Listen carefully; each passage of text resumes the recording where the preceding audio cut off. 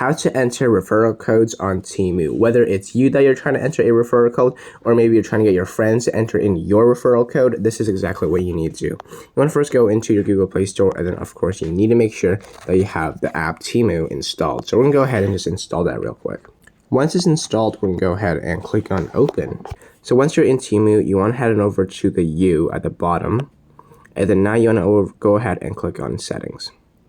And then simply click on Sign In and Register at the very top.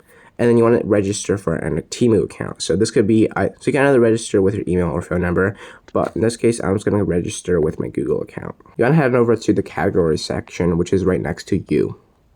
So now you're going to find the search bar where you want to type in the exact referral code in the search bar. So I'm just going to type in an example referral code. Let's say it's whatever. This is going to be the referral code. Simply click on the search engine. And so I just typed in a fake referral code, so it's going to say, sorry, whatever, it can't join the virus activity because it's a fake one.